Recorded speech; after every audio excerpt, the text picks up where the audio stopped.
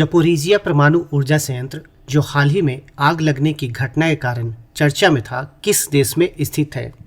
सही उत्तर है यूक्रेन। हालांकि इस पर नियंत्रण वर्तमान में रूस का है और यह परमाणु संयंत्र नीपर नदी के तट पर यूक्रेन में स्थित है। पिछले दिनों शोधकर्ताओं द्वारा मधुमेह रोधी औषधीय जड़ी बूटी गुड़मार की खोज किस स्थान पर की गई है? सही उत्तर है ब्रह्मयोनी पहाड़ी गया, जो कि बिहार में स्थित है।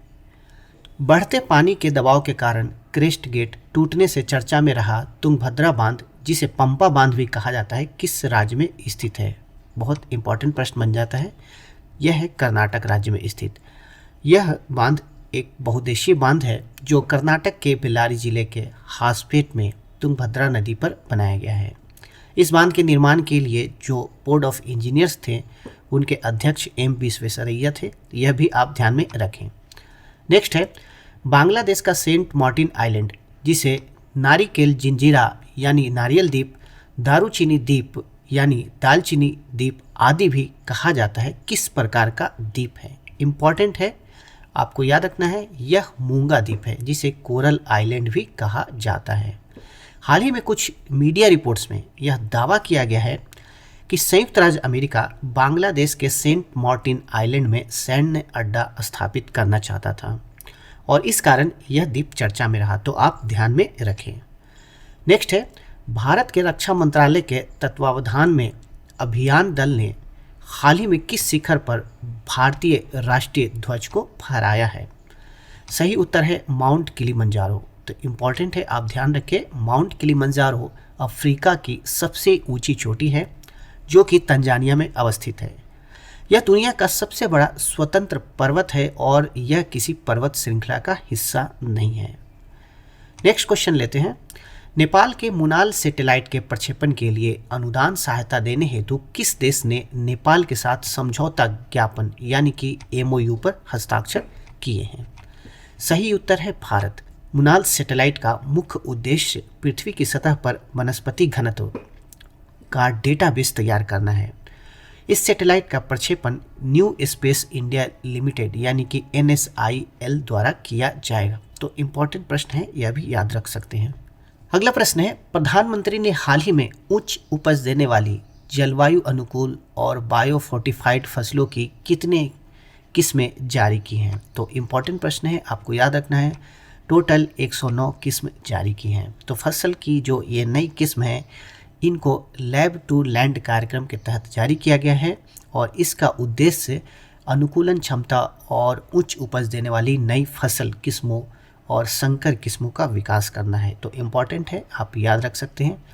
नेक्स्ट है भारतीय कृषि अनुसंधान परिषद यानी कि ICAR द्वारा विकसित फसलों की नई किस्म को किस कार्यक्रम के तहत जारी किया गया है?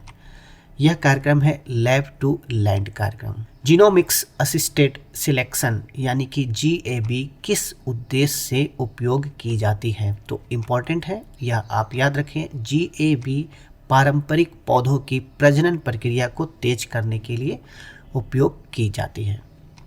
नेक्स्ट है DRDO द्वारा हाल ही में लॉन्ग रेंज ग्लाइड बम का सफल परीक्षण किस नाम से किया गया? तो यह है गौरव।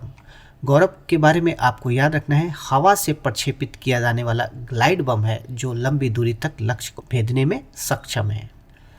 हाल ही में किस राज्य सरकार ने रत्नगिरी स्थित मेसोलिथिक युग लगभग 20,000 से 10,000 साल पहले के प्राचीन स्मारक को संरक्षित स्मारक घोषित किया है? सही उत्तर है महाराष्ट्र। नेक्स्ट है पहली वैश्विक प्रवासी महिला कबड्डी लीग का आयोजन किस राज्य में किया जाएगा? सही उत्तर है हरियाणा।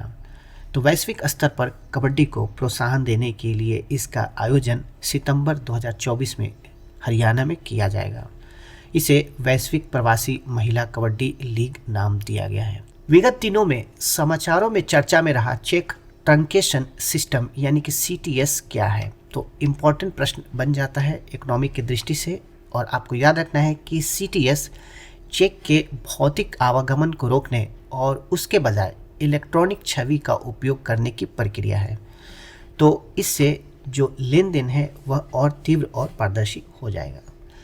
नेक्स्ट क्वेश्चन है, पिछले दिनों चर्चा में रहा तुर्काना झील किस देश में स्थित है? तो चर्चा में रहा इसलिए आपको याद रखना है, तुर्काना झील केन्या में स्थित है।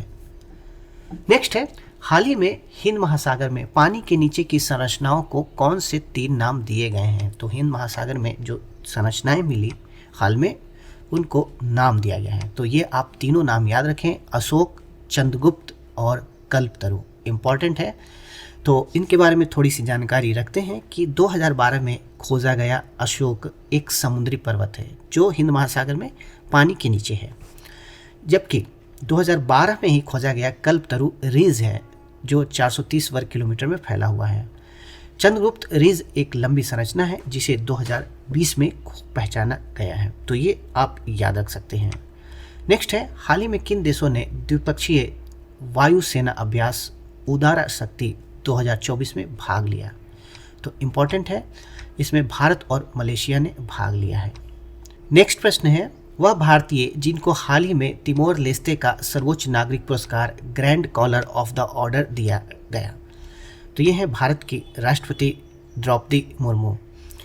इसके अलावा आपको याद रखना है कि राष्ट्रपति द्रौपदी मुर्मू तिमोर लेस्ते का दौरा करने वाली पहली भारतीय राष्ट्रपति हैं जो 5 से 10 अगस्त 2024 तक फिजी, न्यूजीलैंड और तिमोर लेस्ते देशों की यात्रा पर रहीं। तो इम्पॉर्टेंट बन जाता है, आप याद रखें।